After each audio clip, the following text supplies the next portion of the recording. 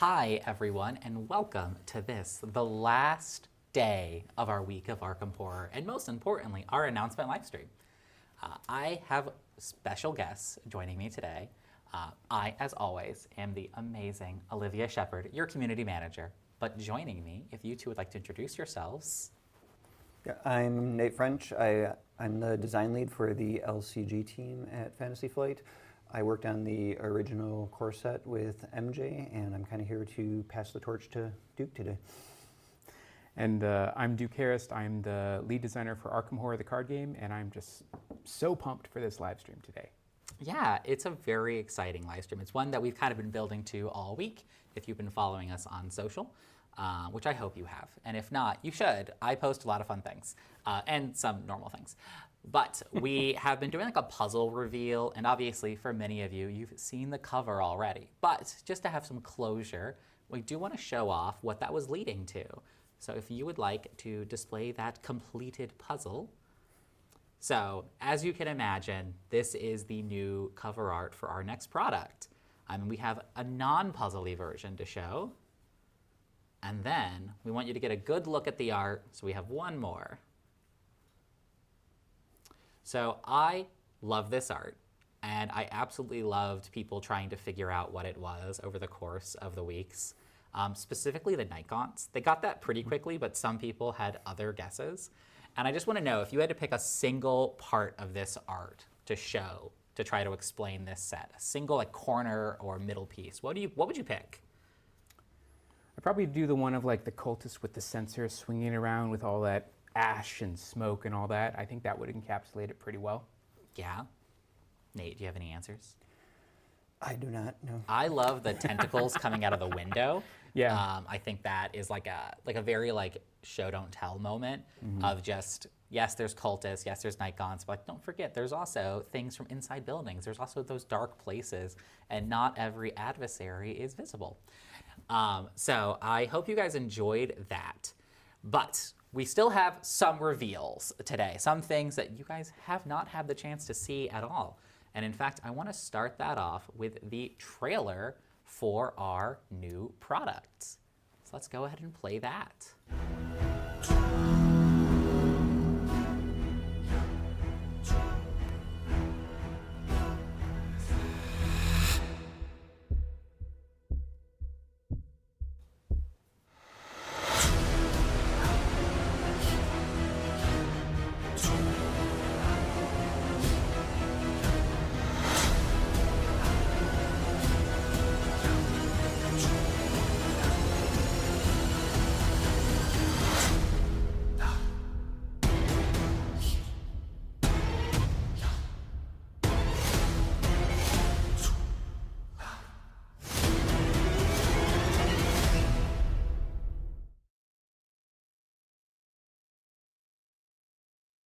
Trailer. Before anyone else gets to see it, everyone tuning in here gets to. But it will be up on our YouTube page very soon for you all to share with others, as well as being posted around at our social media channels.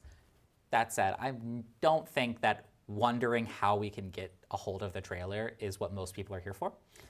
Fair. Right. I mean, I love it, but I think other people might want some answers on what is this. So we're going to talk about it right now. What is the new core set? It's Arkham Horror Chapter 2, and I'm going to cover just some quick things that are in it and about it, and then we're going to go to the design team to talk about it more broadly, as well as some other specifics that I don't have the information for. So first off, the most important thing, it is not a new edition.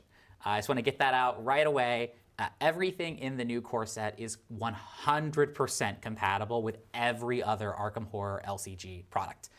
You do not need this product to play the past stuff, and all of your old stuff is compatible. But what it is new Mythos cards that will apply to all of our future expansions. Some of these Mythos cards are more dramatically changed than other ones. But they're all there, and all of our new products will make use of these new Mythos cards. It's also 5 new investigators, some of whom are familiar faces with new twists, and some are new faces. Though, if you followed along with the story of Arkham Horror and from the novels, some of those names and faces might be may be familiar as well. It also includes some reprints from iconic expansions. So some of the cards that we feel like definitely we want to include in future sets in this evergreen product, we've put in here to make them just more accessible to new players. It also has new cards that you've never before seen, and some changes to some older cards that might be reprinted as well. Lastly, it includes a 3-part introductory campaign. This new core set truly is exactly what you would want to get someone who's starting the game today. It includes everything you need to start playing. So, with all that said, I want to chime in, I want to go to some questions, and we have a few other announcements at the end of this segment that we'll get into. But the design team is here, let's talk to them. Let's go. So, my first question, and the one that I think a lot of fans are interested in is, if I'm already a fan of this game, if I already have everything, why should I buy this product? I mean, if you're already bought in and you've been buying campaigns and cards for this game already, this is more of what you want. It's player cards, it's new investigators, it's the same number of investigators you would get in a normal investigator expansion, but it also is packaged with a bunch of new goodies and obviously a brand new campaign that you can play, a brand new 3-part campaign you can play. Yeah, I would say it's a new foundation. So kind of it's a way to kind of start from scratch again and go back to those initial feelings of when you first played the core set and you were discovering the characters and the classes. We really focused on kind of this idea of building a foundational card pool with this game, so you can come in and almost rediscover the game from the ground up, and this is the base that future products are going to be. They're going to be built on. They're going to be playing both on the investigator side and with the encounter decks. They're going to be referring back to this campaign. So this is a new stepping stone for people to rediscover the game. Yeah, and I think that's a lot of why this new core set exists, is because we have heard people talking about how getting someone into the player with so much product available that it can be kind of overwhelming when you first get into the game. And we wanted people to be able to get this and dive straight into it. We love the old core set. We think it's a great game. This just has some small quality of life improvements, as well as some it's a toolbox that our design team is using to move forward with future products. So, what's different about the core set? How am I going to see different cards? What should I expect when I buy this? Obviously, we brought back some cards that we think have become staples or that we think define classes in interesting ways that kind of emerged over the course of the last 10 years of the game. So a lot of this was just being able to group and huddle design-wise and ask ourselves what encapsulates the classes in Arkham Horror, and kind of use that as our baseline going forward. In addition, there were lots of quality of life improvements that we've added that had been on our wish list, and obviously it allows us to play around with a bunch of new encounter sets and kind of play around with different variations on the themes and give ourselves opportunities to take those into future campaigns and products. Yeah, I think thematically too, it's interesting that there's kind of a mix of new characters and old characters, but the old characters they've evolved a little bit. They've taken a step forward, and for people who know them from past editions, they might see them in kind of a slightly new light, showing where they're at in their story timeline. It's worth iterating that so many of the cards in this core set are new. There are not a ton of reprints. You will be seeing returning investigators, but you'll see them in different permutations. Obviously, the fan community is very much aware of parallels and print and play options that we've given, different interpretations of investigators, but this allows us to more fully move into that space of asking well, how is this investigator changed, or how can this investigator encapsulate who they are or play differently in a way that we think is fun and that we think you'll like. I'm excited. I'm also really excited because in the Drowned City, we saw some big changes happen to Arkham. as a region. And from my understanding, this will encompass some of those changes and kind of show what were the ramifications of this last expansion. Right. I mean, that was definitely something that we thought of going into the Drowned City. We wanted it to be an impactful moment, kind of a tilt, a turning point for Arkham as a city and kind of in the narrative. If you've been paying attention to Arkham Horror, like outside stories and products, you'll see that different things have been happening to the investigators. Their lives are changing. Some have disappeared and been lost in time and space. Others have come to the fore. And so taking that occasion of the Drowned City, making that a moment has allowed many different writers to creatively like express themselves and explore different aspects of the Arkham Horrorverse. Is that something we say? Either way. Like it gives us a lot of opportunity for that. But also like when we revisit Arkham in this core set, you will see it changed. Obviously there will be different takes on old Arkham locations. Parts of the city may have been leveled from Cthulhu. And, you know, it's an entirely different vibe, so to speak. So narratively, it's, you know, the Drowned City was a point for us to kind of sum up and encapsulate like everything we loved about Arkham before, but now there's a new version of Arkham with new mysteries and new horrors for you to experience going forward.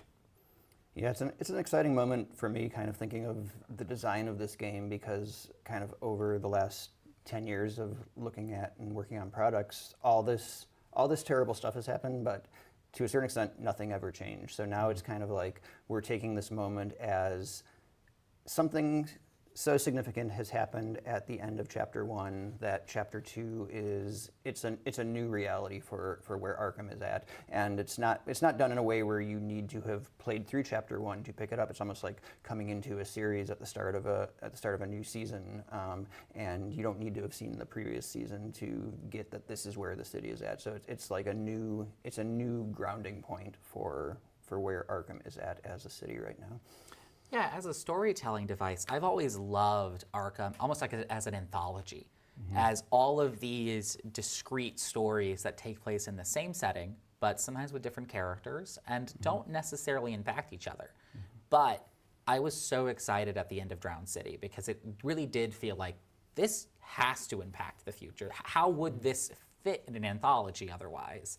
And so seeing chapter 2 for the first time really answered that question for me. It's like, oh, this is how it fits in the anthology. That was the end of that collection, of that book.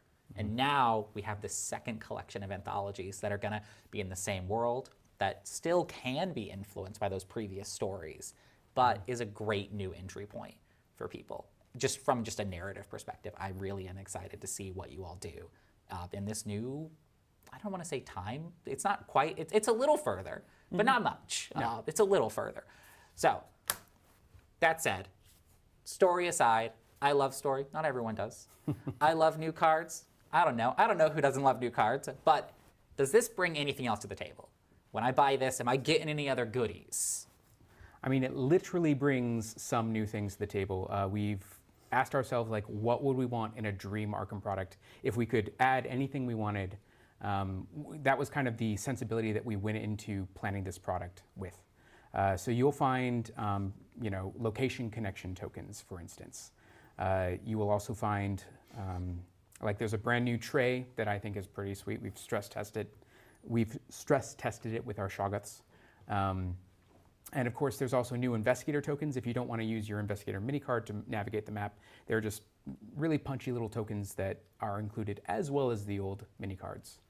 So some of these are like smaller, subtle changes that I think are quality of life improvements that the fans will really, really, you know, want and be happy to have. At least that's my hope. Speaking of, there's one card that you picked out saying you want people to see the first time right now. So let's show that card. We'll start off with just the art, because I think it's pretty awesome art, and then we'll show you guys the full card.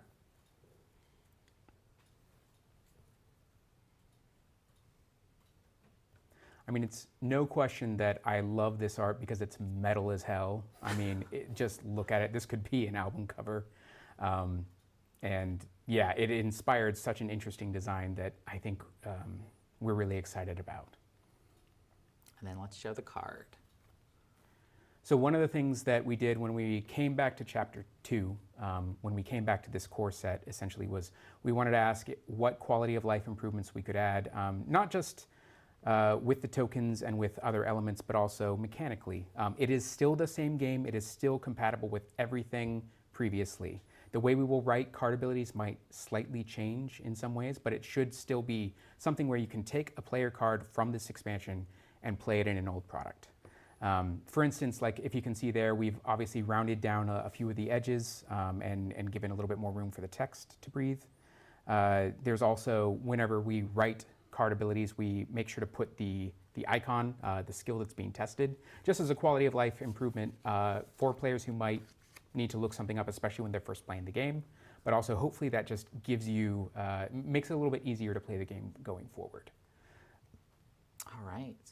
Now, I have a few more things I want to talk about that are then going to lead into some more opportunities for them to say their super good insights, which are, there's some questions in the chat about what role does this fill with our product cycle? We have expansions. Is this taking the same role as an expansion box normally would? And as part of that, I have a fun announcement for you guys, which is the Arkham team has been working really hard, and the pace of Arkham products is going to just increase with this. So moving forward, each year you will receive 4 new Arkham products. Those products are going to vary on different roles and different things. Some of them will be focused on deck building tools with a bunch of new cards, investigators, and all sorts of things that you can take just for building your deck. There will also be some that are focused purely on advancing the story and the campaigns. We will always have scenarios, often around the convention times, that are coming as well. And every year, there'll be always one of each of those. And sometimes there'll be another of one of them. Always be 4, but we're not saying there's always going to be 2 deck building focused products or 2 campaign focused products. But overall, I can just say you're getting more products than we've seen before. And those products are more, they're not just like the same product split into more chunks, it's more overall content. Mm-hmm. So I want to talk about, with that information, how has the product types changing affected how we're going into like the future? When we're designing stories, have we considered these new product types? I mean, one thing that I'll say that was a pain point of our previous model was that I was seeing players asking for more ways to have, like, more reasons to talk about content throughout the year. One of the things about the oldest model that we had for Arkham was we were injecting new player cards into the pool in the form of those Mythos packs over the course of quite some time. And so players always had new player cards to talk about. They always had new deck building elements to discuss. And so our hope for this is that you'll always have something to talk about with Arkham. You'll always have something new to kind of chew on, or something that's tugging at your imagination or exciting you to think about the really cool cards and interactions that we just love playing around with in the game. This allows us also to kind of focus on, with our expanded design team, there's me, Nick, and Reed working on the line here. With this, we're allowed to kind of give designers a little bit more ownership and control over these smaller products. Well, not necessarily smaller, but over these products, so that you'll get an individual vision with each of these products. Yeah, awesome. I do have a couple questions from chat that I want to just quickly chime in to address. If you could scroll up just a tiny bit. It was a great one. Okay, campaign-focused products. Talking about that, so Hateful Bob, great name. Are the campaign-focused stories, are they interconnected? In general, they're not interconnected. There will obviously be some, like I said, that anthology-style connection where you could take investigators from one and tell your own stories at the table, which is my favorite part of Arkham, is I love taking the same investigator and just like slowly making them more grizzled over multiple campaigns. Mm-hmm. But these would also all be like great entry points for any new person. So if you have the core set and you grab any of these new products, you'll be able to use them immediately. Mm-hmm. You won't be losing out on story because you didn't know you needed to buy this one campaign before this next one. I think this might be a good place to tell people about reward cards. Oh yeah, that'd be great. I mean, when you beat a campaign, so like, or when you finish a campaign or complete it, we've created reward cards. Obviously, there are story rewards that you'll get from a campaign, but one thing that Nate and others have kind of pushed for us to explore is this idea of these reward cards that let you maybe change how you play your deck, or change how you approach the game in different ways. They will vary based on the product, and they will be unique to each product. But the goal is to give you something, even in these other products, these other campaign or scenario products, to take with you into your collection as well. And I think the key is that the reward cards this is described kind of in the presentation of the card type and the rules for each campaign, but the reward card is locked and you earn it by defeating the campaign, and then you can take that forward. So kind of if you're playing a series of campaigns from one to the other, well, they're not linked on a story level, like you can start with any of them. If you want to play a series and unlock reward cards, you can kind of take those forward and see your investigator evolve over time. Mm-hmm. Another great question. What is the name of the product? So this is Arkham Horror, the card game, the core set. Yes, that does mean that right at this moment when we're talking about one core set for the other, the language might be a little confusing. We totally understand that, but we also know that in 2 to 3 years when a new player gets started, if they see Arkham Horror, the card game, Chapter 2, they would be equally confused because like, well, where's Chapter 1? So we have decided to keep with the same naming convention. I encourage you guys to say Arkham Horror, the card game, core set, Chapter 2, or 2026. And maybe you don't have to say Arkham Horror, the card. I have to say Arkham Horror, the card game, core set. We could Kingdom Hearts it and keep adding and appending like different numbers and letters to it, like Arkham Horror, the card game, new core set, re 2.0 X53 or something like that. I don't know. Yeah. You all should come up with your ideal name for the new core set, but sorry, we won't. We won't. You tell us. I think of this as the current core set, and the other one is the legacy core set. Oh, a that great way to makes put sense too. Yeah. Which is a great. People were asking in the chat, is this the current core set? What happens to the old one? Well, the old core set is going out of print as a result of this. It will still can be considered legacy. 100%, you can go out, acquire it right now. It's still in stores all over the place. But moving forward, this will be the current environment. That said, we also are aware that some of the old expansions, people still have them, and they might purchase, Hemlock Vale or the Drowned City with only this particular copy. We are actively talking about what is the best way to address it, and we will have an answer very soon. This is not like, we'll have an answer in 2 to 3 years. In a few months, we'll have a nice concrete answer on not if you can do that, but on how you'll be able to do that. Because we want people to be able to buy any of these products, especially the new core set, and still play all of the expansions. It would be a terrible experience if we were like, oh no, you have to go buy this old out-of-print one in order to play Hemlock Vale when you happen to get a hold of Hemlock Vale. So just to cover that off the bat, I saw some questions in chat about it. So we will have answers very, very soon. Okay. I want to ask one more time then real quick. Anything else you guys want to just share? Any other fun things about this product or about the direction we're moving forward without going into too many spoilers? I know it's a tough one I just gave you guys. In the meantime, I can keep talking. That's what I'm here for, is just to keep talking, because I have plenty of things to talk about. I mean, I know I can definitely say that like a lot of love went into this core set. We had so much fun making it. A lot of hard work and love went into this core set, and we really wanted to take an eye to everything that has come before. We wanted this to feel like an encapsulation and a celebration of what Arkham Horror is. So hopefully when you get it, you'll kind of see that throughout all the designs. The new campaign was an honor to be able to design. Obviously, everyone's first introduction to the game was through Night of the Zealot, and the campaign in this box was something that I got to take a lead on, and it was particularly fun to develop and kind of ask how we could take those more universal themes but apply them throughout that campaign. So yeah. I would say the outlook right now is really promising for the game, in that we're really embracing this idea of evolution. Like, the game has gone through changes from Mythos packs to condensed products to the revised core set, and now the Chapter 2. But just moving into and exploring new types of products and releases. Like, we have this plan for 4, but it's not to say that that's going to be where it is forever. We're continuing to look at new ideas and experiment with different ways to tell stories using the game as a framework. So that's really exciting to me.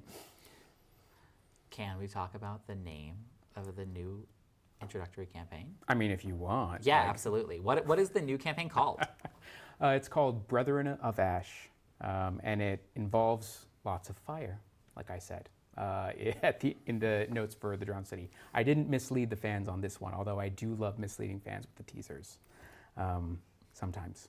And that also potentially explains why all of our Week of Arkham Horror designer dares and recipes were on burned paper. We worked really hard on trying to make this all cohesive and leading up to this one big announcement. And so I'm really glad that it was so well received. So for looking into the future, I will say one other very important thing. This is not the only product coming in 2026. This is not the only product coming out in spring of 2026. We will, at PAX Unplugged, be talking about several more products that are coming out right around the same release time as the new core set. We're very excited for all of them. And I think any fans who are on the fence for what this new chapter looks like, tune into that, and I hope more of your answers will be given there. But to those who want answers right now on some of the things that this core set has, there's an article up right now on our website.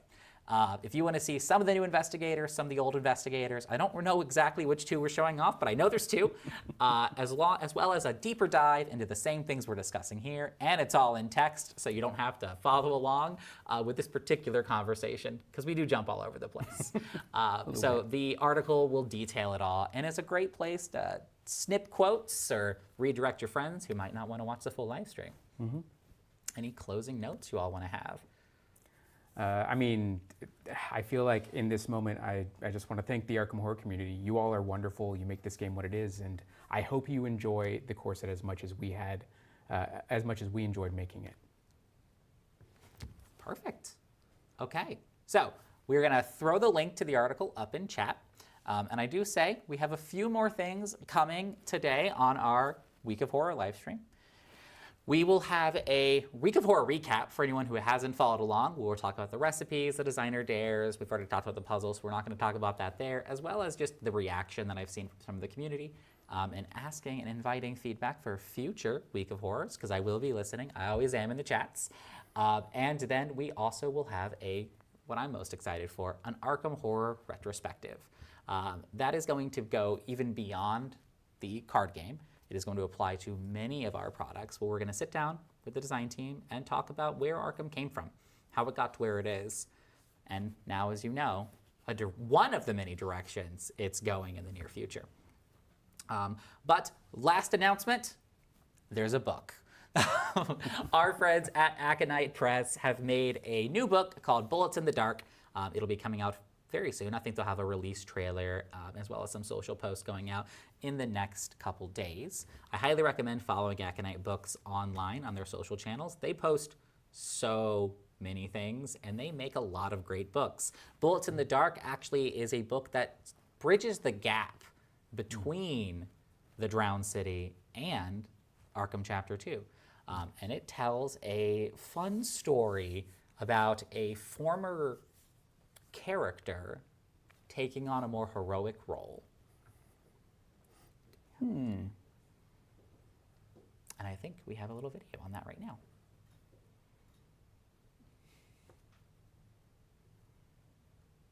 Hi, I'm Kath Loria, and I am the author of the upcoming novel Bullets in the Dark. This book is about Isabel Barnes, who is the younger sister of Jenny Barnes, an investigator that some players might be familiar with. And it's the story of Isabel's transformation from sort of basically a victim, kind of hapless individual after getting rescued by her sister from the cult she was about to be sacrificed to, into a genuine badass cult killer. I hope you pick it up. I hope you enjoy it, and happy Halloween. All right. So that was our friend over at Aconite Books talking about the book. I'm excited to read it. Maybe we should do a reading of it. No, that's too far. Book I club. like doing voices. Yes. If you guys have an Arkham Horror book club, please invite me. I would love to talk about the books with people instead of just having to find people randomly in the office, cornering them and making them listen to me. It wasn't that long-lived. It's fine. It wasn't. It was fine. They're fine. All right. So, like I said, in just a few minutes, we'll be coming back to do a week of horror recap, and I hope to see some of you there. Bye. Bye.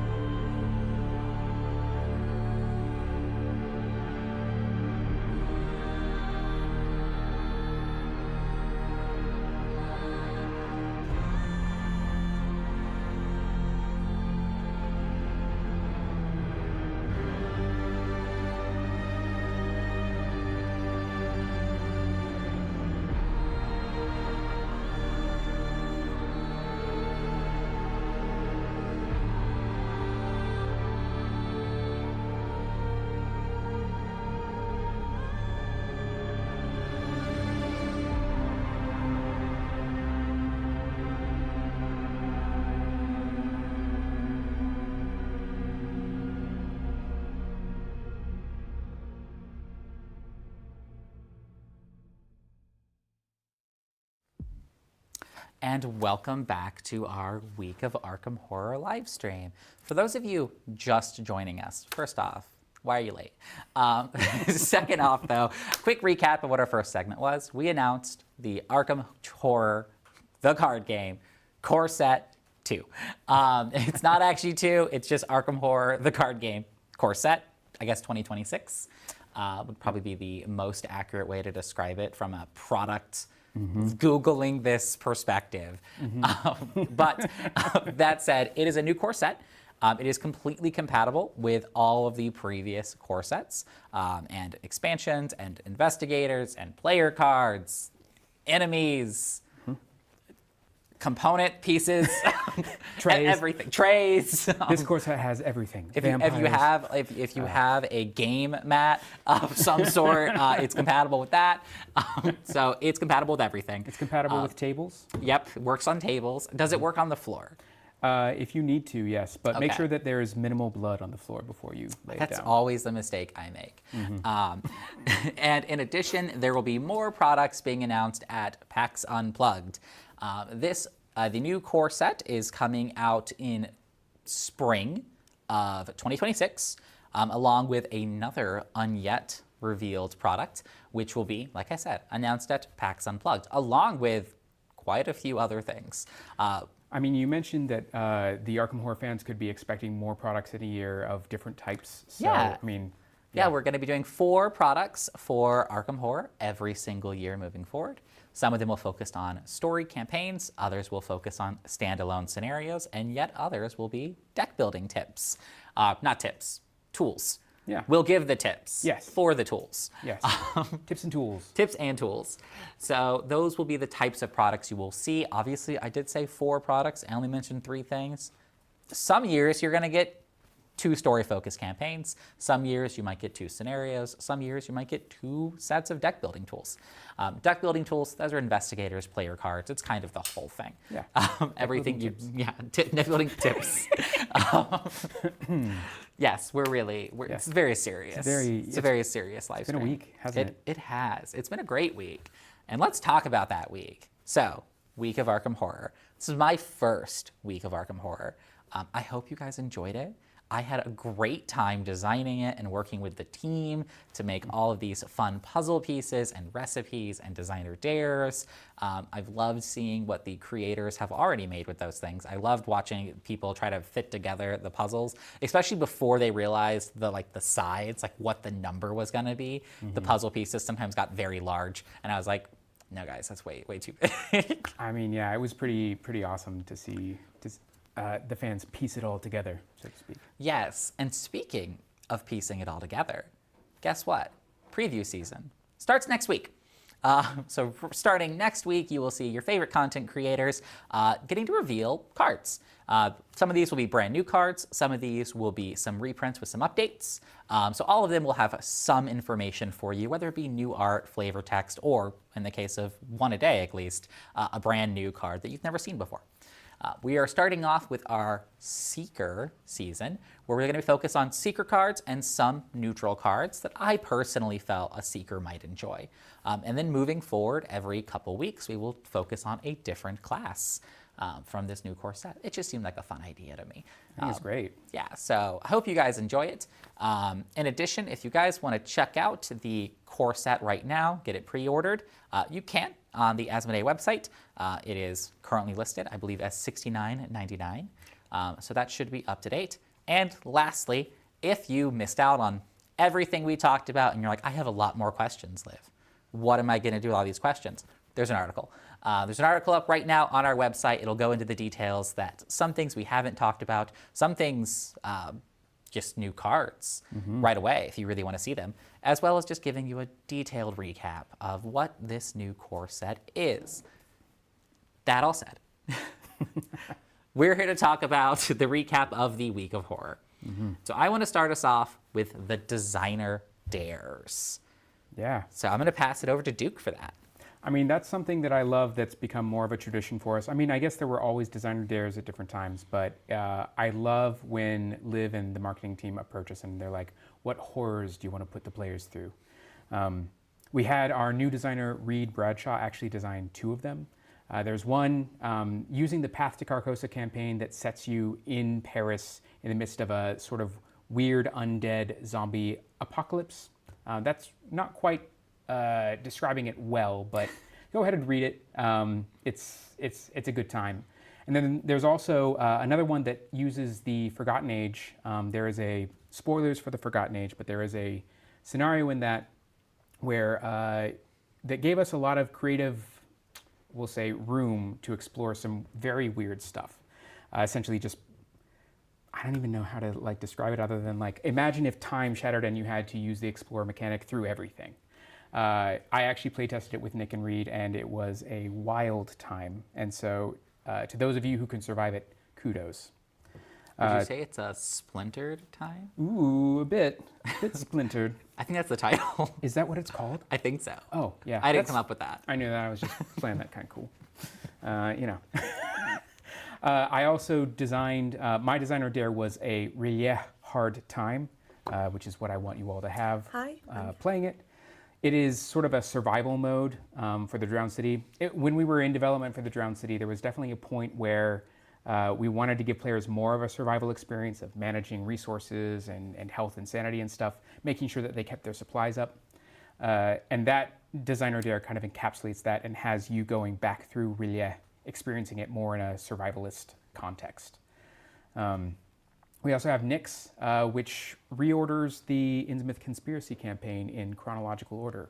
For those of you who played it Memento style as it was originally released, well, not quite Memento style, but you know what I mean. You can experience it in a very different way in chronological order using that dare. So I'd encourage you all to pick it up at the, well, you don't pick it up, to download it online at the site. So all of the things we are talking about are available on our Arkham Horror store page. At the very bottom, you will see a bunch of different collapsible accordions, and one of them is labeled Week of Arkham Horror 2025, where you can find all of these, as well as if you go to the other categories, you can find content from future Week of Arkham Horrors, which I highly recommend just in general. I've loved what the team has done in the past. It's a lot of what inspired the things I was doing this year. So be sure to check those out. And honestly, the recipes they've done in the earlier years might be more appetizing to the people who might not have as a macabre of taste. I don't know, what you've done, Liv, is art. So I consider it art. Speaking of, we'll talk about the recipes now. So those were my creation. I love making new recipes, and I tried to focus a lot this year on making things that are an experience. My goal wasn't always to make the best food that I possibly could, but rather a food item that would be memorable.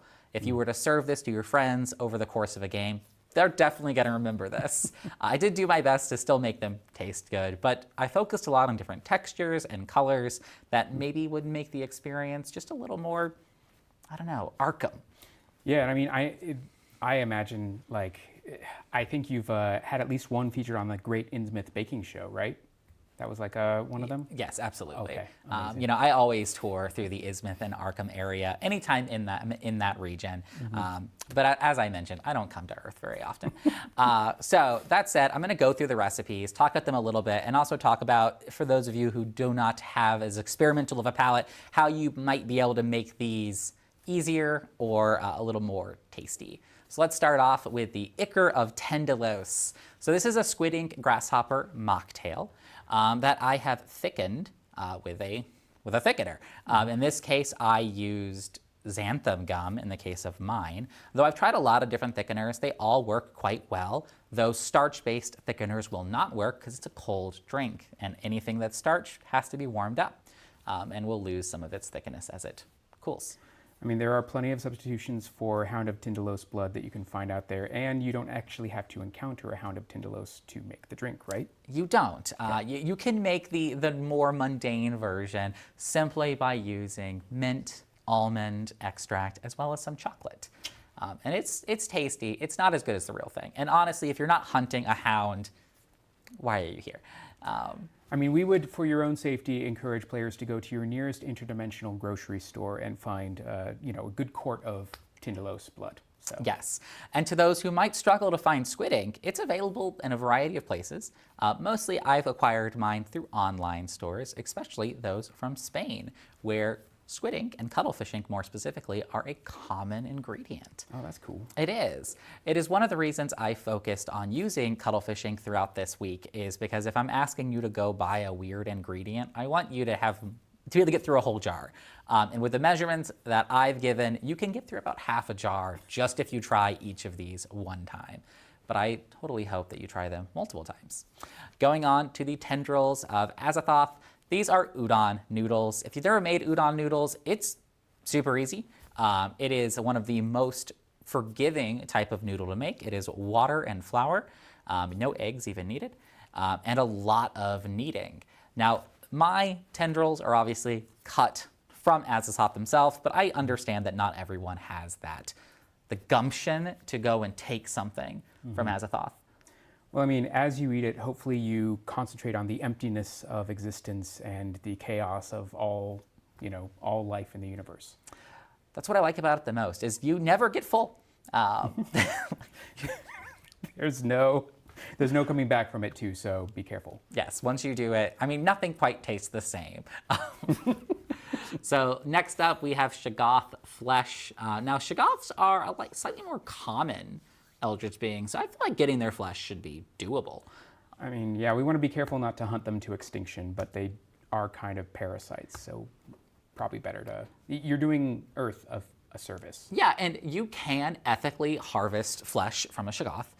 It is a little more difficult, but if you properly sedate one, it is very easy to take your cleaver, carve off a chunk, and just cook that over a roaring fire, and it stiffens up quite nicely.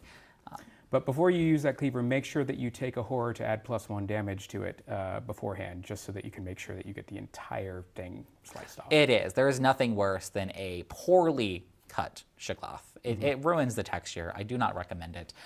This is a challah bread recipe. For those of you who are unfamiliar, challah bread is an egg bread. So it is a denser bread, makes excellent French toast. And if you cannot get squid ink, or if you'd like to keep it kosher, you can use black dye or simply make it as is. This is my personal challah recipe, which I make all the time. I highly recommend it. I love challah. So great. Lastly, probably the most difficult, not lastly, second to last, probably the most difficult dish of the week is the eyes of Yog-Sothoth. So these eyes, he's got a lot. So I feel like we could keep taking them for a while. Yeah. And as an expert, does he grow them back? I think that he has infinite eyes, and they're all inside of us at any given time. So I'm sure that you should have no problem procuring organic eyes of Yog-Sothoth. Yes, I will say we are not endorsing cutting yourself open to get these eyes. Please go find a direct source. It is always better to harvest ethically. And when you're having to cut into yourself, it's just not sustainable. Free-range Yog. Yeah, That's what it's all about. I feel like that's the best way to get it. Otherwise, these are made with coconut milk and agar-agar, which is a seaweed compound that is used to thicken things. So these are vegetarian if you leave off that squid ink. So you can accomplish, once again, a very similar effect using black food coloring. In my opinion, these are best served with some sort of sweetened sauce. I'm a big fan of a raspberry sauce because I just find that like the coconut milk, while quite nice, it just benefits a little bit from a bit of sweetness. Yeah, I think that would be amazing. I'm actually very going to try that when I get home. Yeah. And then the very last recipe was our Blood of the Contessa. Now, I'm going to be honest, the real thing, no one else can have. It was a one-time only experience that I took entirely for myself, but I did take that recipe, that idea, and try my best to recreate it for everyone else who cannot find a vampire to help. Helping an undead, always a useful thing. So this is a pomegranate spiced cider. Many people are familiar with apple cider, but pomegranate cider does not get the attention it deserves. Pomegranate cider is very good. It's got a light fruitiness and it takes to spices very well. The drink is best served warm, though not piping hot. And I personally like it with a bit of smoked cinnamon on top. That is done by taking a cinnamon stick, briefly catching it on fire, and then blowing it out, placing that on top of the drink. Aroma is a big part of flavor. This drink originally does require it to be thickened. However, from a flavor perspective, it tastes just as good without adding the thickener, though without that thickener, you're not gonna get the same mouthfeel that I really feel like makes this drink unique. And if you want to like really get into it, you should before you raise the glass say, "What is a man?" and then toss the glass down after you've drunk it. Yes, excellent advice. Yes. Okay. Thank you for tolerating my Castlevania references. We love references of all types here. So, we are keeping this segment nice and short. We know that people are not necessarily here to get cooking advice from me. If you ever want to, please be sure to message me. I have lots of cookie recipes, some of which are edible by humans. And I'm happy to share, regardless of your sense of taste. I'm sure we can find something that you'll enjoy. Up next, though, we have a radio play that was produced by our wonderful friends at Aconite Books and written by the impeccable Rosemary Jones, who has written many other Arkham books. I've listened to this radio play. It is surprisingly authentic, and I highly recommend taking a listen to it. After that, we will have our Arkham Horror retrospective, where I'll be joined once again up here with Duke, Nate, we're the proxy of Nate, and Philip, where we will talk about the history of Arkham Horror as an entire franchise.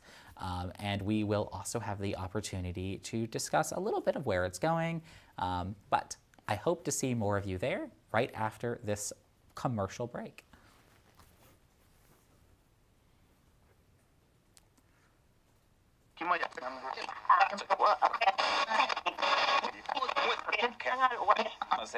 The Adventures of the Flapper Detective, starring Nice and Betsy fast. Baxter. Here at WDMD, broadcast from the Diamond Dog in Kingsport, you can hear all your dance music favorites 7 days a week. Don't forget to reserve your tickets for our upcoming Halloween dance at the Diamond Dog, the finest place to enjoy an evening out in New England. Tonight, however, we are pleased to entertain you at home by being part of a nationwide network broadcasting the new adventures of the Flapper Detective Live. In just a moment, you will hear a fabulously fearsome Halloween show inspired by the mysterious corn maze invented by our neighbors in Arkham. But first, a few words from our sponsor. When you are threatened with nightmares, remember Dr. Z's amazing drowsiness powder is made expressly for restful sleep. They are not a cure-all. They are made for one thing and one thing only, and that is the relief of nightmares. Take care of yourself with this specialized medication. When you feel a nightmare coming on, take Dr. Z's tablets, available from a pharmacy near you. And now, let yourself be swept away to Hollywood to hear a new story from the one and only Flapper Detective, Miss Betsy Baxter. Darlings, I am so excited to welcome you back to Hollywood and have you visit my home again. I received all your letters after our first radio broadcast. My poor butler, Farnsworth, was worn out bringing in those many sacks of mail. I loved your requests for another Flapper detective adventure. Not wanting to disappoint you, I popped on my thinking cap. I asked myself, what should we do next? Even here in sunny California, the October days are growing nippy. The other night, with the fire crackling away, I looked outside and saw the moon rising over the roses. Then I knew exactly which story you needed to hear, so I called some friends to help me create an evening of mystery, all inspired by the corn maze featured in my favorite newspaper, the Arkham Advertiser. Do you know that I have 3 subscriptions? One for every floor in the house. Ahem. Your script, madam, so we may begin. Thank you, Farnsworth. Oh, this is a humdinger of a story about a strange Halloween party set outdoors in a cornfield. Have you ever heard of such a thing? I wonder if it will catch on. Famed writer Eleanor Nash turned my idea into a script full of thrills and chills, as you will hear. I'm so happy that my friends Andre Patel and Lulu McIntyre could join us to play the parts of the handsome Harry and the lovely Scarlet. Please say hello to the listeners, darlings. Good evening. How marvelous to be part of a Flapper detective adventure. In Paris, we have enjoyed your movies so much, and now we are able to hear the Flapper detective speak on the radio. Perhaps your next movie also will have sound. Thank you, Andre. We may be working on a few new projects at BB Studios, but mum's the word for now. Folks, you will be seeing Andre soon in several movies coming from Lantern Top. I can tell you that they are scary enough to make me scream. But the champion screamer of them all is Lulu McIntyre, famed star of Broadway and now a teacher of acting at a Seattle college. I'm so glad we could lure you to Hollywood for this performance. Well, Eleanor did promise me a scream or two tonight. I know my students have been working on some skits to broadcast on the radio. They will want to hear all about how we do this play tonight. Besides, I couldn't resist working with you again. Eleanor and I find it fascinating what you accomplished in your first radio adventure with only the actors' voices. And a few sound effects. Farnsworth has once again agreed to play the Flapper detective's butler for this adventure.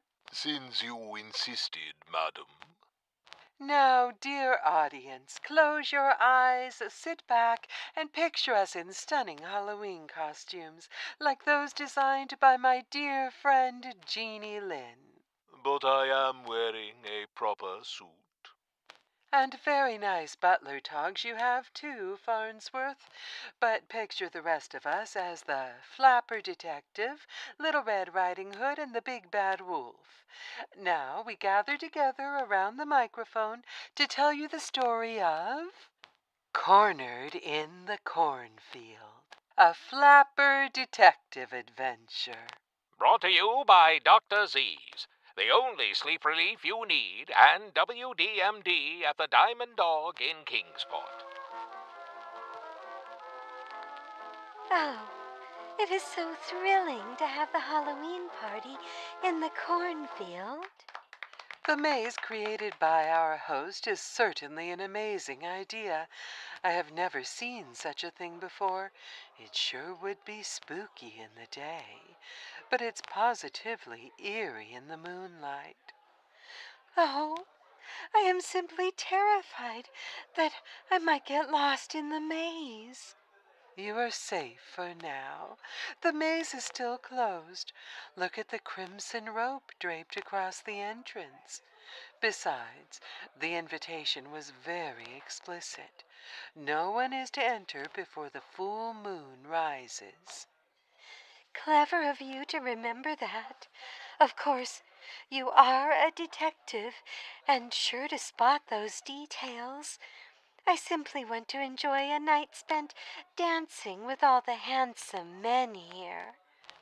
I love dancing too, and never turn down a party, especially one with mysterious instructions included on the invitation. Oh, Scarlet, your Red Riding Hood costume looks lovely.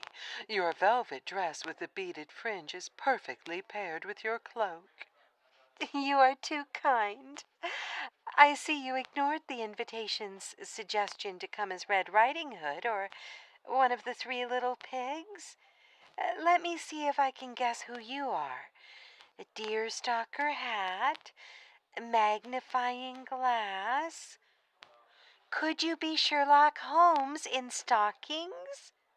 You solved all the clues. But where's your Watson? I brought my butler. He's disguised as a waiter. More sparkling cider, madam. Don't mind if I do. Scarlet, here's to a memorable Halloween party. To make it perfect for me, perhaps we will have a mystery to solve tonight. Looking for that special beverage for your next party? Dunwich Sparkling Cider uses apples from local farms and the purest water drawn from Cold Spring Glen. It is the champagne of New England and completely non-alcoholic. Serve it at all your holiday meals. Available now from Osborne's General Store in Dunwich and soon to be stocked at a neighborhood grocery near you. Support our Dunwich apple growers and keep our farms from disappearing.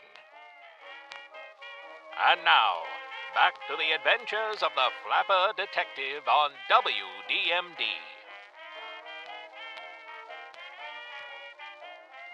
Thank you, Farnsworth. This cider is delicious, but Scarlet, my dear, didn't you think the invitation to this party in a cornfield was a little odd? Asking the guests to dress up as the Three Little Pigs or Red Riding Hood? Don't you wonder who the big bad wolf is? Oh, I know the answer. It's our host, the handsome Harry. Have you seen him? There he is. Harry, please come here. Ladies, how are you this evening? Enjoying my party al fresco? It is certainly different from last year's haunted mansion with the real ghosts. I heard that party did not end well. No ghosts here. Just fresh air and a maze to run people through. I knew it would be the perfect venue for tonight's frolics. My compliments on your costumes, although I see one of you ignored my instructions. I always like to stand out in a crowd. Sherlock Holmes also fits with my theme. Wasn't he chased across the moors by a gigantic supernatural hound? Actually, it is Selden, the escaped convict, who is chased by the Hound of the Baskervilles, not Sherlock Holmes. Farnsworth, that's not in the script. My apologies. I thought your listeners might be fans of Arthur Conan Doyle, so I wish to correct the error before they wrote you 100 letters about it. Good thinking, Farnsworth. But, folks, I do love receiving your cards and letters, and so does Farnsworth. So keep writing. Oh, certainly. We enjoy stacks of letters in every room. But, Miss Baxter, perhaps it is time to return to our story. Could you utter your next menacing remark, Mr. Patel? But of course, this live radio is so amusing, as you promised, Betsy. You must admit all these Red Riding Hoods and little piggies at my party look scrumptious in the moonlight. I notice you are the only big bad wolf here. My compliments on your mask. It goes so well with your tuxedo. It's very lifelike. With those big teeth. And your hands. Such big claws. Are those gloves? Now, you can't expect me to reveal all my secrets when we have just met. Time for that when the full moon rises and you enter the maze. I promise you a Halloween party that you won't forget. Will it be treats or tricks tonight? I suppose it depends on your point of view. I'm intending to have a few treats. Now I must greet all my guests. So many treats, almost too many to choose from. Isn't he wonderfully wicked? There's something strange going on. I think I'll take a quick peek in the maze before everybody goes in. Want to come with me? Where are you going? Are you slipping under the rope? Oh, what if someone sees us? Hurry up, Scarlet. We only need to turn this corner, and we will be hidden from view. Oh, oh, we aren't supposed to be here. It's so dark in the maze. I can barely see where we are. That's no problem. I brought my flashlight. No good detective goes anywhere without one, even a party. Much better.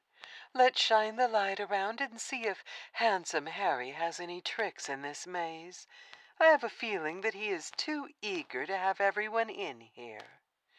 It is scary. The corn stalks are so thick, and you would be trapped in here if you did not know the way out. This maze is bigger than I expected. It is the perfect place for someone to jump out and scare a person. Or worse. What is that lump over there? It looks like a man in a pig costume. He must have snuck in here too. Those are some interesting stains on his shirt front. Is he asleep? Hey, wake up. Scarlet, I wouldn't touch him. Don't disturb the evidence. Why is his shirt so wet? And his costume torn? Oh, no, that's blood. This man is dead. Suffering from stains, spots that won't come out, mysterious smells. Try Innsmouth's favorite cleaning fluid, Dagon's Disinfectant. Guaranteed to even remove the stubborn smell of fish. No matter what's happened at your house, Dagon's will make it fresh enough to fool your guest into thinking you've never had a deadly accident. Available by mail order only. Send $1 to Dagon's Disinfectant, Post Office Box 13, Innsmouth. Return postage included in the price. Give us your address so we know where you live. And now, back to the Flapper Detective Adventures. No wonder you screamed, poor Scarlet. The man that we found is certainly dead. He seemed to have met his end in a horrendous way. It looks like he was savaged by a wild beast. And I may have lost some hearing. Farnsworth, you are not in this scene yet. Apologies, madam. I lost my place when I dropped the script. That was a most terrifyingly unexpected scream. Farnsworth, you say the sweetest things. Would you like me to scream again? Once was enough, but thank you for the offer. Welcome to the joys of live radio, folks. Now, back to our story.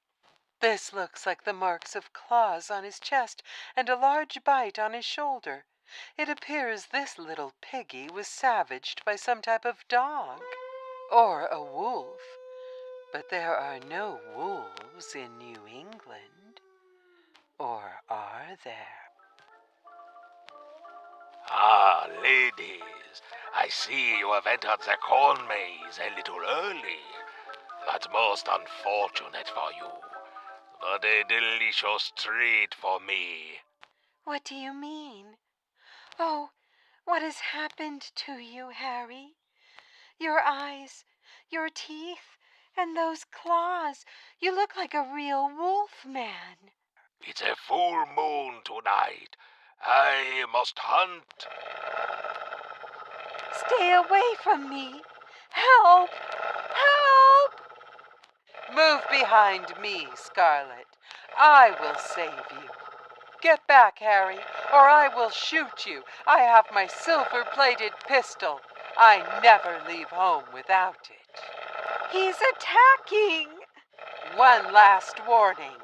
Get back or I shoot. Got him. He's down. Madam, are you well? I heard a gunshot. Ah, I see you have found a dead body and wounded someone else. The murderer, I presume? You bet. Harry thought he was some type of werewolf and hosted the costume party to feed his delusion. He created this entire maze as a trap. Lucky I was here, or this big bad wolf might have cornered more people in his corn maze. He's not a real werewolf? Oh, no, it was a clever mask and gloves, as I suspected. See? Only a disguise, and he's still alive to face justice. Call the cops, Farnsworth, and have them take handsome Harry away in handcuffs. Certainly, madam. My pleasure. You are so brave. Thank heavens he wasn't a real werewolf. If he was, your bullet wouldn't have stopped him.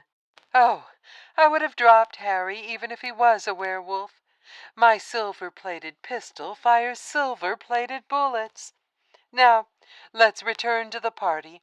I want to dance the night away. Thanks for listening. We hope you enjoyed this adventure of the Flapper Detective. We promise to return for more. Good night from Hollywood, and best wishes to all my friends in Arkham. I hope you enjoy a properly spooky Halloween. Thank you for listening to the Flapper Detective Adventures on WDMD. Brought to you by the Haunted Corn Maze. Just minutes away from Arkham and completely different from last year's haunted house. Buy your tickets at the gate. Enjoy the hayride, apple bobbing, and a moonlight stroll through the corn maze with your sweetheart. It will be a Halloween to remember, if you make it home again.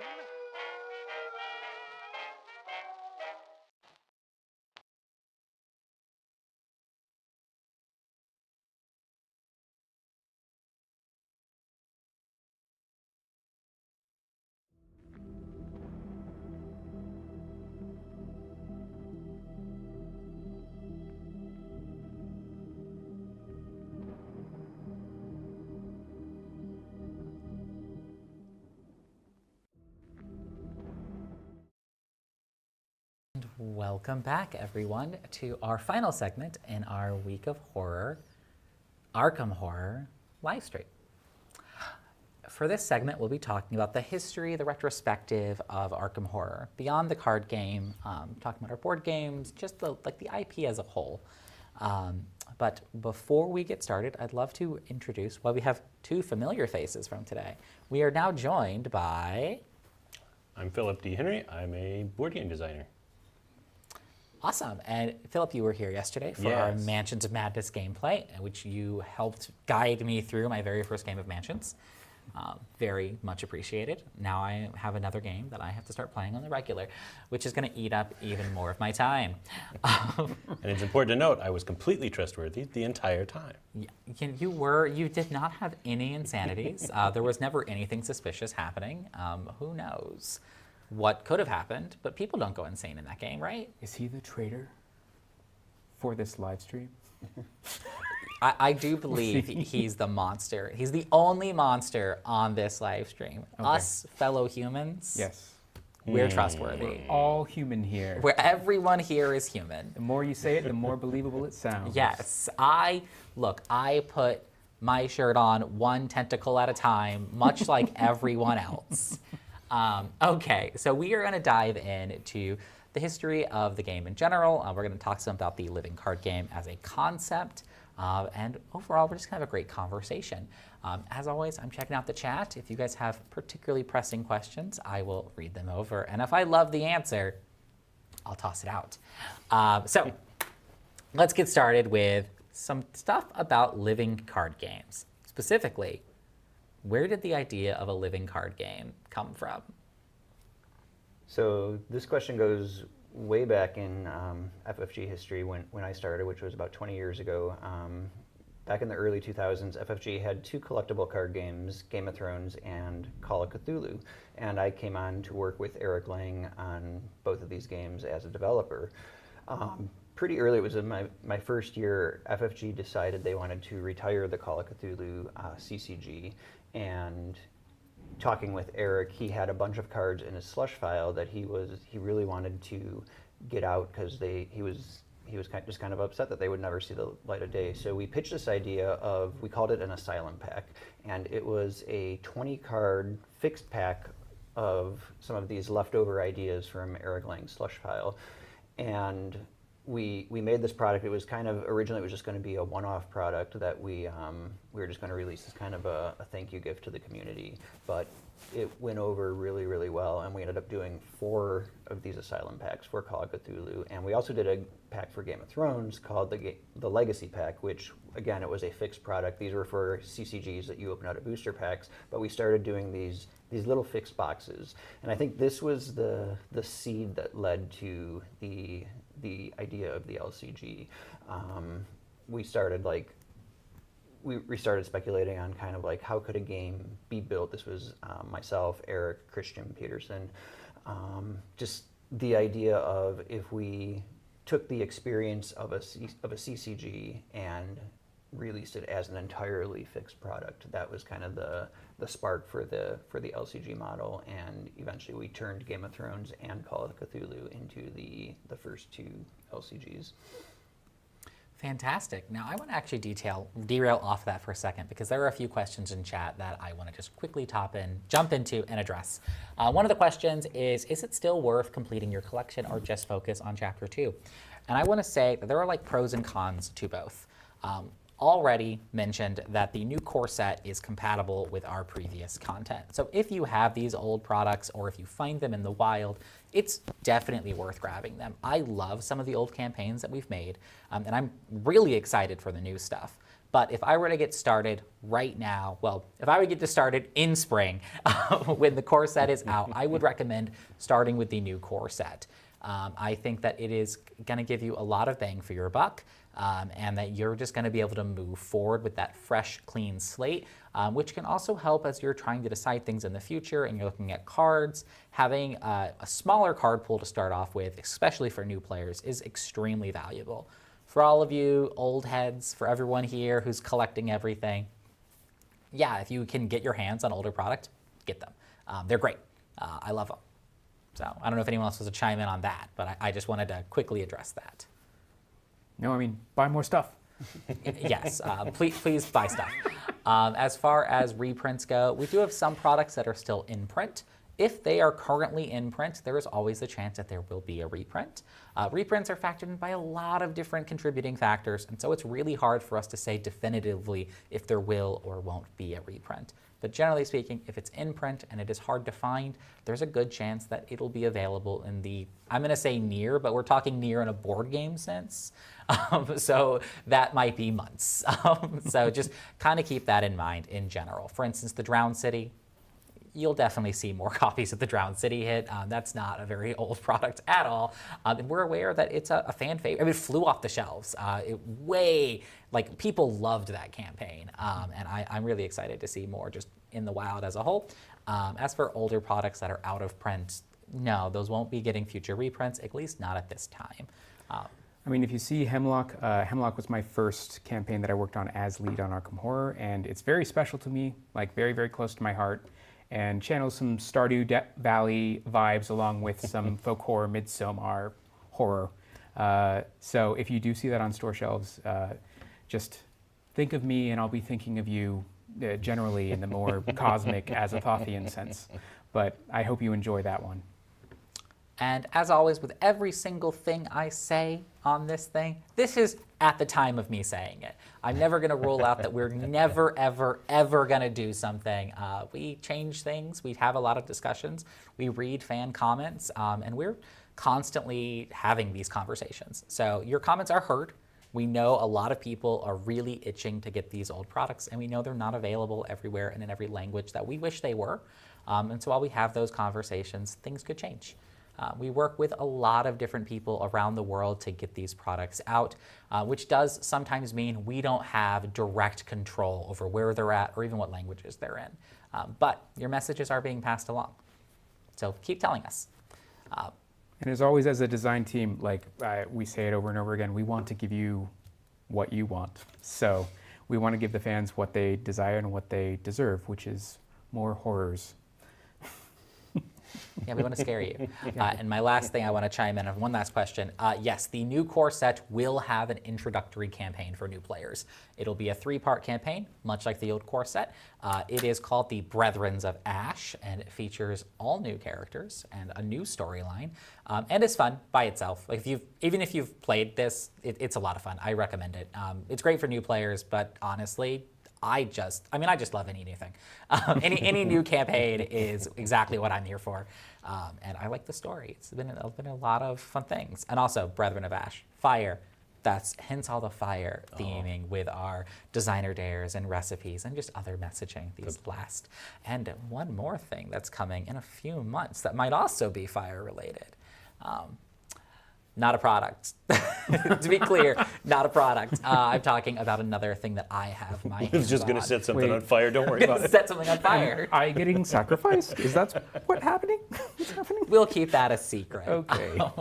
Well, tune in at some point to see me being sacrificed. See to something nature. burning. Okay, now we will continue on with our retrospective. So we talked already a little bit about where the idea of living card games come from and where Arkham Horror came from. I just want to know, are there any other early development stories that you'd like to share, Nate? Yeah, so the Arkham Horror LCG, this was it was our second cooperative LCG, and it was a game that MJ Newman and we worked together, and it was a really enjoyable process working with her. So I got a couple stories to tell from that. But it was an evolution from Lord of the Rings. We hired MJ to work on Lord of the Rings, and then she moved on to Arkham right at the ground floor to kind of conceive of this game.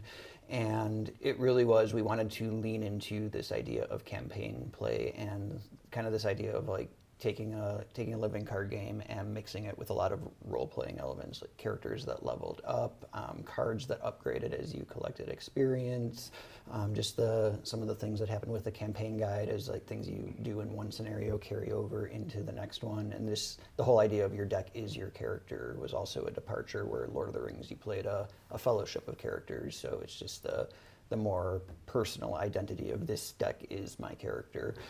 I mean, I entered into the game as a fan, and I would say that was what I explained to people. That was such a mind-blowing thing to me, was that the deck was my character, that it contains like things that I'm good at and my friends, but it also contains my unresolved issues and horrible curses, and that the deck could change reflecting what the character was through the story. But sorry, didn't Oh, no worries. Yeah, it's great. Yeah, so I guess just a couple early development stories. I think just to kind of like evoke the spirit of that time, because MJ and we did have a lot of fun working on this game. One thing that comes to mind was there was a card in the original core set called the baseball bat, and we were kind of really leaning into kind of this, like, we wanted the story to kind of emerge as you were playing, and different things would happen. So every time I would play the baseball bat, I would say, I'm making a baseball bat, and MJ would always try to find the baseball bat, and so she'd be like, what are you doing? Are you sitting in the corner whittling your baseball bat? And I'm like, yep, that's what's happening right now. I'm making a baseball bat. So it was like, I don't know, it was a very, very playful time. We were discovering things as we were going. Like, very early, the game had dice in it, but the dice kind of evolved into the chaos bag, and it was just a great period that I like to think back on and reminisce about. So. MJ actually did share a story with me at some point about like how that design came about, where I think even for a very earlier one of the first builds, you all were taking your investigators through, but you didn't necessarily have through like a house or something, but you didn't necessarily have player cards. And she was like, well, we'd ask like, okay, what do I need here? Oh, I have a magnifying glass. It helps me look for stuff. And like, you really just created the game out of the play. It came from the experience that you were trying to build. Yeah, I think we were using sugar packets in place of cards at that time. Sweet, literally. When something got destroyed, you just tear it. Yeah. I love that. I love learning more about how this game came from like an idea into like actual execution, and that like kind of bridge between those two things. hearing, honestly, dice sound crazy to me. The chaos bag is one of my favorite parts of this. I'm like, how would dice work? The dice lasted one day, and kind of when we got to the point where we realized if they were going to do what we wanted to do, we need about 60 of them in the box. So we scrapped that idea. It's important to try the weird ideas, and then they lead you something better. Yes, I'm glad we ended up with chaos bags, because now I can put as many auto fails as I want into the bag. Whereas if it was dice, I just couldn't do that as easily. And that's what the game's all about. I mean, fun real spoiler for the future core set, every single chaos token in the box is an auto-fail token. That's a joke. That is a joke. Oh, it's you not had real. me interested. I was like, wait a second. I was already sold. I didn't know you now let Liv I'm do more design work on that sold. one. You know, I was like, my idea made it into the game? just for you. I'll make you your own chaos bag every time we play. Thank you. I really appreciate that. Failure is part of success, i.e. the part where you don't succeed. All right, now we've talked some about the LCG. I want to take the conversation back kind of outward a step here just to talk about Arkham Horror. So how has Arkham Horror within Fantasy Flight Games kind of evolved over time? Yeah, when it first started, way back in its earliest primordial form, Arkham Horror First Edition was very closely tied to Call of Cthulhu. The Richard Launius' First Edition was, hey, how can I make Call of Cthulhu into a board game? And even the starting investigators work directly from that other game's systems. Like Harvey Walters is the example character you build in the book. And as it became more of Fantasy Flight's thing, we started injecting our own characters into it, and that also led to sort of a shift in tone, whereas Call of Cthulhu is much more, let's call it old school in its approach to the inevitability of your character's horrible demise. Pure cosmic horror. Yeah, Arkham skews more towards pulp action. You can absolutely jump on a motorcycle and shotgun Cthulhu in the face, which you're probably not going to do in, in the roots of the mythos. Nick has asked me time and again if we feel ready as a team to allow that exact situation, a motorbike, shotgunning Cthulhu, or an ancient one in the Vehicles face. run into some problems They do, in some scenarios. most of them. I mean, that's one thing that I really appreciated. Like, I was very much drawn to Arkham Horror. I came to the game as a fan, and I didn't know a ton about Lovecraft.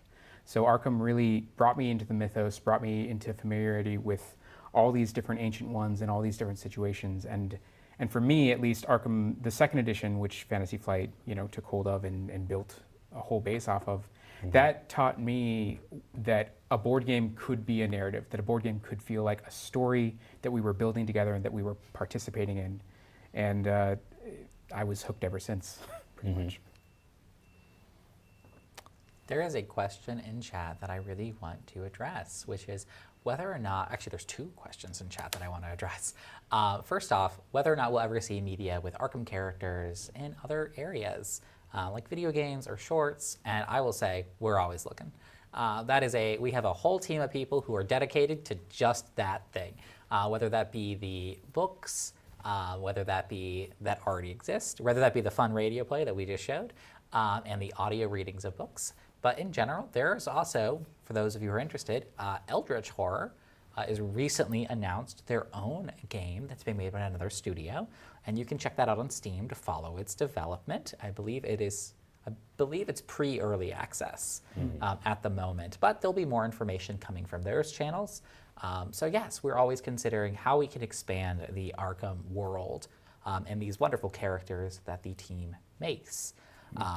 Also, another question is, how do these reward cards that were referenced earlier in the stream, like we talked about them some, we talked about the fact that like you could gain these and carry them over to future campaigns, but how would that work? Like we don't currently have much in the way of carrying a character from one campaign to the next.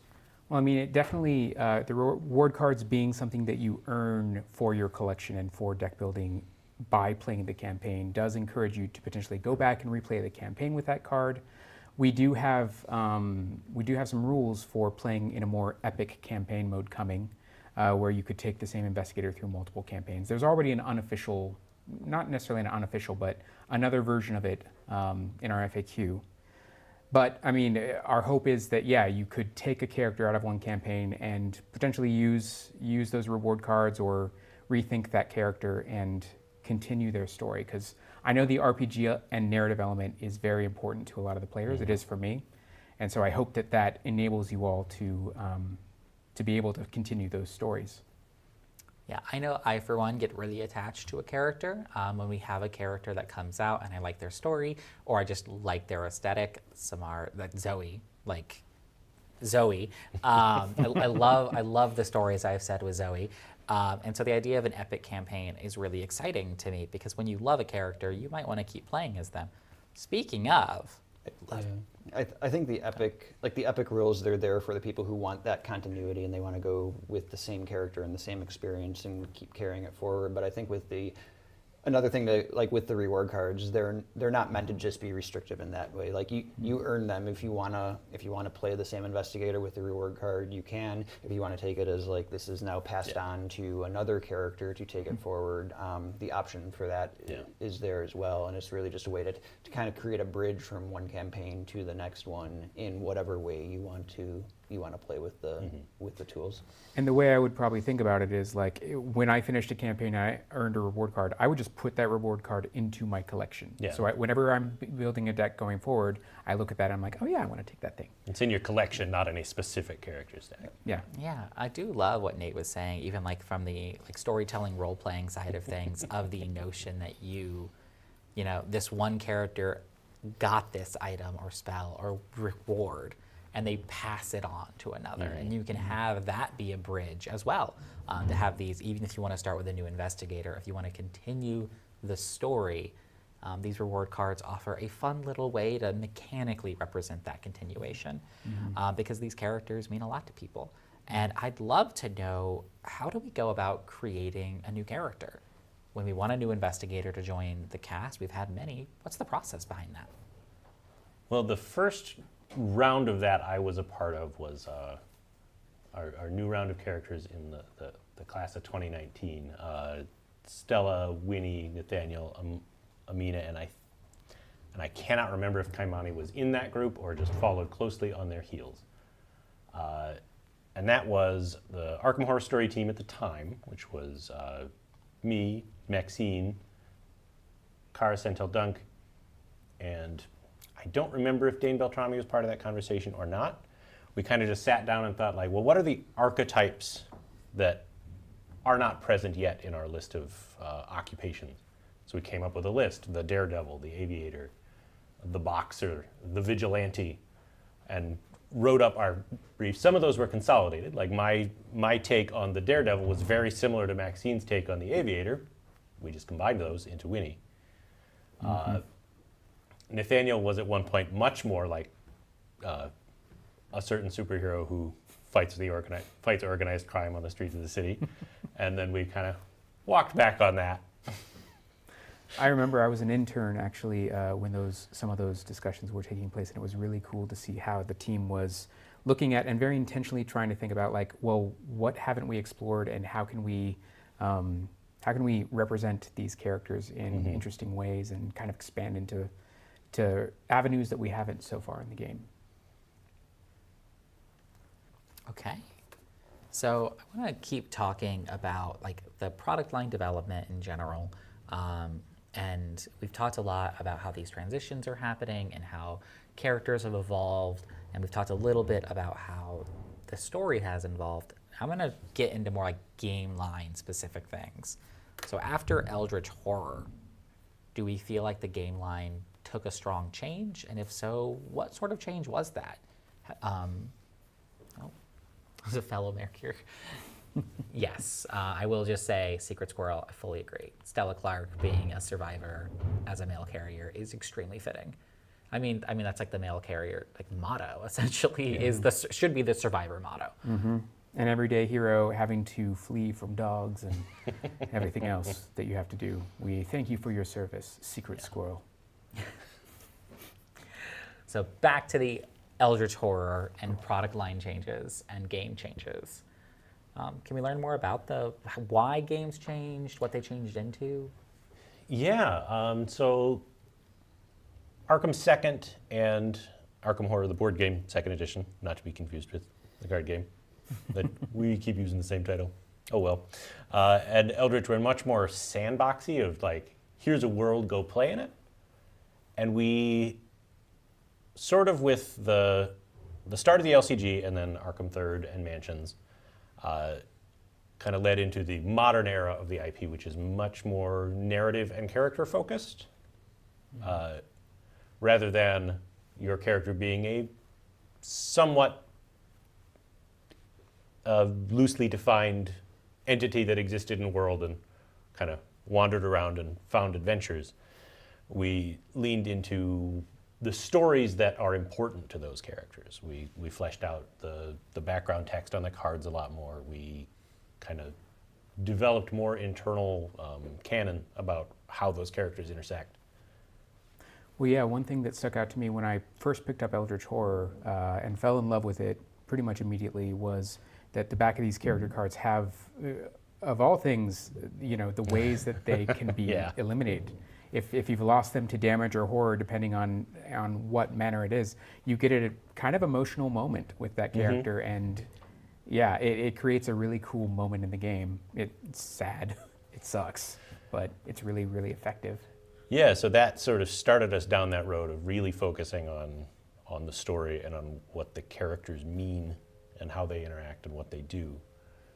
I think in terms of scope, Eldritch really shifted it from really focused on Arkham as a city to the world at large, and it started branching out, and we also kind of followed that. Even though it's Arkham Horror, the card game, we have gone to different places quite a bit. So I even heard that just speaking about scope, there was a joke that I heard around the office of like playing the most epic game of Eldritch Horror where like when you are trying to discover a clue, suddenly you have to play an Arkham Horror scenario or a Mansions of Madness scenario, like to zoom in on the moment that you do that.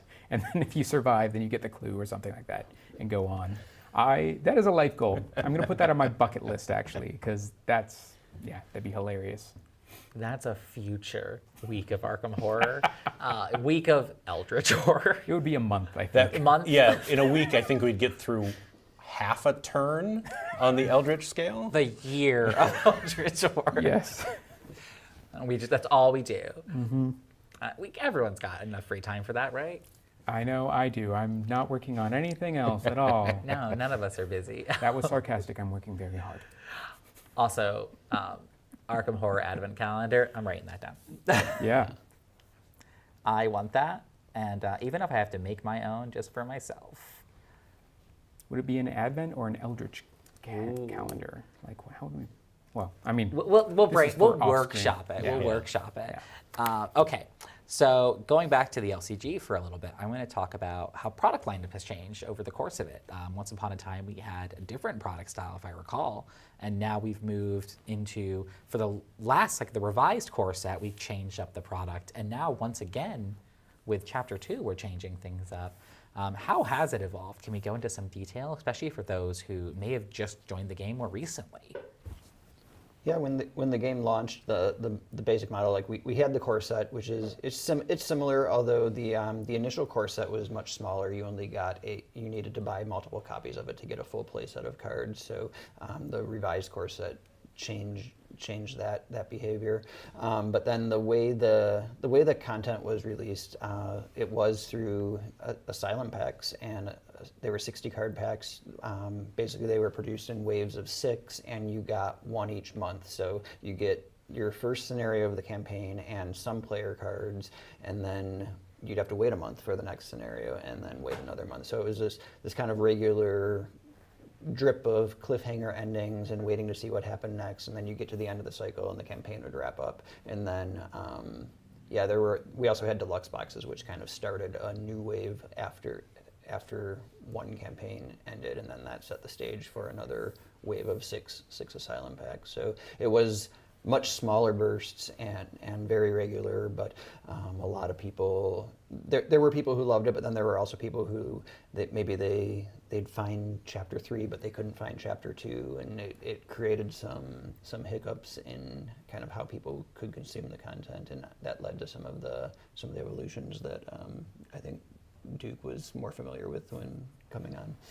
Yeah, I mean, I know that there were discussions happening, when I stepped on and as an intern especially, seeing that pain point for players having a difficult time finding the stock for something.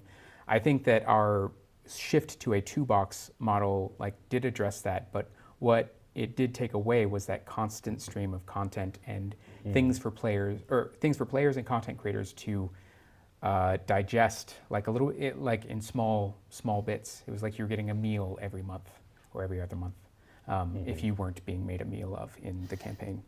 And so really what my hope is with this kind of new paradigm that we are moving toward is we can give players more content throughout the year, but that we are also that's actually just the upside.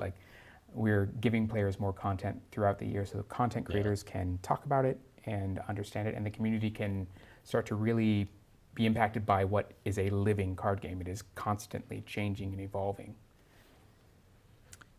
That makes a lot of sense to me. I honestly, all of these directions, I'm thinking about how fun they would be in their own form. I'm like, ooh, monthly packs do sound like a lot of fun, where I have that cliffhanger. It's almost like a TV show. But then I'm like, oh yeah, I would be really sad if I missed an episode. If you miss one and it's hard to find, it's and so I these changes all make a lot of sense, even if each one individually has its own pros and cons to it. So I can understand why we've changed those products.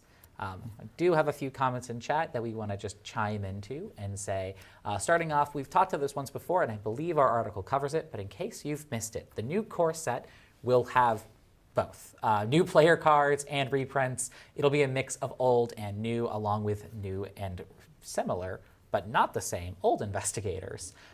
And mostly new, though. Mostly new. It'll be mostly new things with some choice, specifically selected reprints that we feel like are the best things to include in this core set.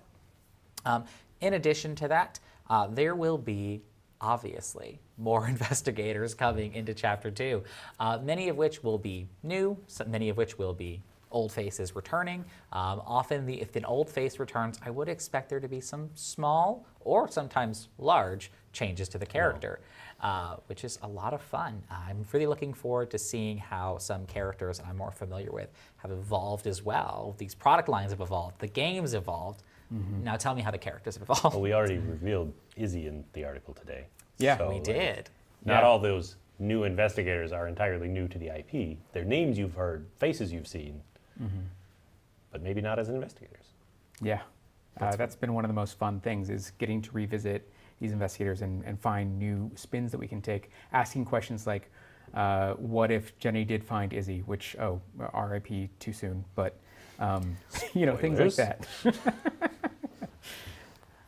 And I love Izzy as an example, because now, once again, there's that whole book about Izzy that's just coming out.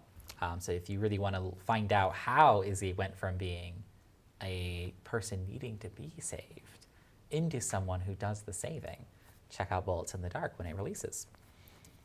I'm just going to plug the books all the time because I love them so much. And, yep, always. always. So we talked a little bit about, you referenced earlier how you weren't familiar with Lovecraft. But Arkham obviously is a world between Call of Cthulhu and obviously Lovecraft and just in general that has so many different voices in the room. What did we do and how did we do it to make that our voice? What changes did we make and how do we go about making those decisions? Big question, I know. Yeah. The elephant in the room that we talked about yesterday in the diversity stream is that a lot of that old material is intensely problematic. So a big part of our approach is looking at it and figuring out how we can make it acceptable to modern tastes, to modern standards of decorum, how we can represent as many people as possible so they can see themselves in our game. Our own tastes and interests get in there. For example, Kate yesterday talking a whole lot about boats. That's going to get in there. Right. And I mean, I feel like even addressing the big motivator behind design is what is fascinating to us, what is interesting, what is fun, and following that can take us into unique corners that we didn't know were there necessarily. And so it's really cool to be able to either look at something from the mythos that we want to take, but also reconcile with okay, this is a bit that we don't want to bring as well. What do we find from that, and what does that inspire in us when we're making new stuff? And the discussion of why is it an important thing helps inform what we choose to keep. Yeah.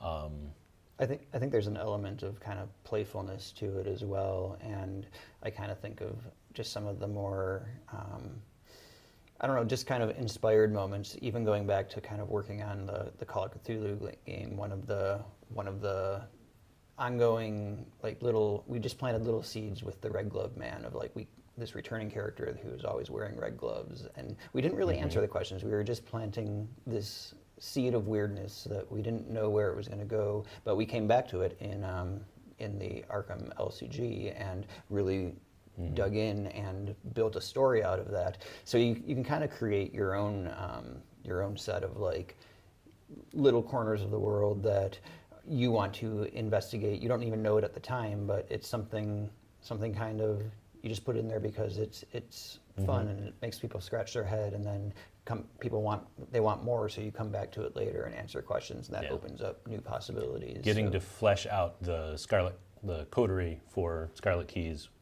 was a really fun kind of world building project. But we also try to just drop more threads. We never want to sew up too many things.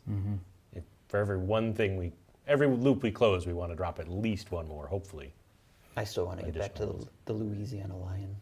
Oh, oh yeah. There's layers there. Leo's origin story would be a very fun game to play. I want to make that, or I want us to make that somehow. An entire Leo-focused expansion. The entire expansion, everyone gets an extra action every turn. Yeah, that would be great. And that is a corner of the world that we haven't explored yet. True. We got it a little bit in Rougarou, but the idea of the Bayou or Appalachia and how those look in our version of the weird 1920s. I mean, I love a lot of fun. Yeah. Oh, sorry. I love New Orleans, and Marie Lambeau is one of my favorite investigators just for her story and everything else.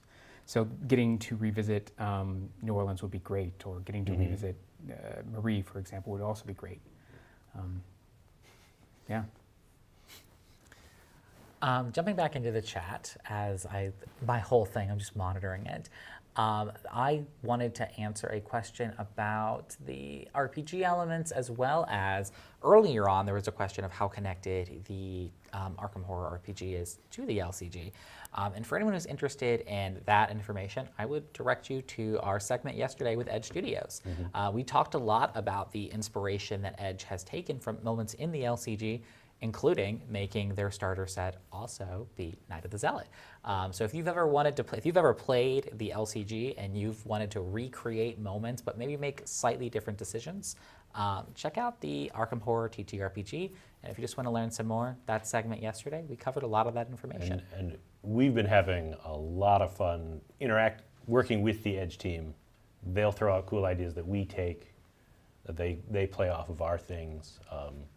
Leah Hawthorne, who is part of the Edge team, worked with me on the third Arkham 3rd edition board game expansion. So a lot of those elements that wound up in their version of the city, she and I worked together on the Duterre Funeral Home as a kind of a pillar location in French Hill. So we're in a really nice symbiotic relationship where we get to just feed off of each other and inspire each other. Yeah, I mean, abandoning the macabre implications of feeding off of one another. We feed off of each other's energy, not flesh. That's totally fine. Well, you might mean it when you say it that way, but some of us mean it. Do not speak for all of us, please. Yes, us shoggoths in trench coats. But I mean, what I would say is one of the things that I got out of my liberal arts education, one of the biggest lessons was that art and creativity and creation are part of a conversation. And that's one of the things I love about FFG and that I saw embodied in all these different games and IPs was that they started off rather separate, but they started to become in conversation with each other. And that's something that I've loved about working with Edge is that we can have those conversations, we can add to each other's ideas and inspire each other to things that we wouldn't have thought of on our own. Mm-hmm. Absolutely. And then the other question was about adding RPG elements to the LCG. Well, in case you've missed it, we actually did take some steps to it with the new core set in the form of those reward cards, as well as the epic campaign rules, which both, while don't require you to roleplay, certainly lend an air of roleplay and character advancement even further beyond what the LCG already offered. Would you all agree with that? I'd say so, but I mean, also I would say that Arkham Horror, the card game, has been just very closely linked to RPGs and its DNA. Mm-hmm. Like that was so much part of what the game is, and it's an interesting chimera of all these different ideas that converge on one. I don't know. Yeah, I'm kind of wondering if the question is about kind of just general RPG elements, or if there are things that are in the RPG that, since like the RPG drew on Night of the Zealot for inspiration, are there things that we're going to counter draw and bring into from the RPG material back into the LCG? I mean, there's that original core set rule about don't talk about what's in your hand, actually kind of get into it, and rather than saying oh, you are doing an intellect test, I will commit a perception to it, be like, I can help you with that, or something like that, where you are your own entity and you aren't necessarily part of, I mean, it's very strategic, but you can approach it in a more cooperative and character-based way. I know fans who play the game fully in character, who might even dress up. I've seen some people dress up for it. So there are all these different variations of how players want to play the game. If you want to play it far more narratively, you can. I often annoy the people I play with by doing what I want to do rather than what they want me to do. So. And I often annoy my group by using Nick Cage impressions the entire time. So everyone has their shortcomings or shortcomings. I personally cannot imagine dressing up for an event. It just feels, I don't know, it feels a little gauche. Yeah. Yeah. Wow, Liv. Yeah, I know. I'm sorry. I'll be the party pooper. I just don't think dressing up is fun. Okay. As a pivot, though, I just want to say your getup has been amazing both yesterday and today. Thanks. Compliment you on that. I didn't get to make the pun that I wanted to today because yesterday I felt like I was coming apart at the seams, and today. I just was so stressed. I didn't have time to put my makeup on this morning. I do apologize to everyone. I have a new face coming in the mail. It'll be here later on this month. So hopefully the next time you see me, I will be less indisposed than I currently am. Put your face on. Yes. Also, I want to be the play skeleton. Yeah. Just going to push that. So, skeleton investigator confirmed. Yes. So, are there any other stories about Arkham Horror development or Arkham Horror moments that you all want to share with the audience here today? There was a professor in the original core set that ended up with a raven on his shoulder, and I remember we were working on the art brief for that, and I put the sentence about the raven, and MJ asked me, why is there a raven here? And I said, why wouldn't there be a raven there? And she's like, oh, that makes sense. We're very pro-raven in this studio. I fully agree. I want to talk about art for a second, actually, because some inside information, I believe some character art has been inspired by people around the studio. Is there any truth to that? Oh goodness, actually I don't know. I mean, are you talking about the 5-year art that we do sometimes? Yes, I am talking about the 5-year art. Oh yeah, I mean, I don't know if all the fans know about it, but if you're here at Fantasy Flight for 5 years, you're 5-year reward, potentially. But yeah, I know that like we sometimes like we take inspiration from like all around us, and obviously our artists, when they meet someone or maybe have like a certain outfit, there might just be a touch of inspiration there. Ooh, Skull Chaos tokens. What about them? Oh, I mean, all the old symbol tokens are coming back for the new core set. Like, yeah, those have not been changed. They will still interact with the game. Yeah. All the core tokens sets. Yes. Awesome. So they're you did deceive me when you said they're all auto fails now. I just want to reiterate that. I know you already told me they weren't, but I just had to really settle my heart down. Whatever core set you get is going to have all the auto fails. How about I put it that way? That works for me. Well, if there's no other stories anyone wants to share, we do have closing announcements. Okay, so closing announcements. I want to reiterate the fact that we have even more product announcements happening next month, November 22nd, 1 p.m. Eastern at PAX's Unplugged In-Flight Report. You will learn a lot about all of our product lines, but especially about Arkham Horror. Duke will be joining us there, and we'll be able to share a lot of fun news. I will be there as well, and so I hope any fans or content creators find me, and we can have fun discussions about my favorite game. Well, my second favorite game. Twilight Imperium has a special place in my heart always. Like I said, Chapter 2 announcements will happen there as well. In the meantime, there will be more information coming over the next several weeks during our preview season leading up to that event.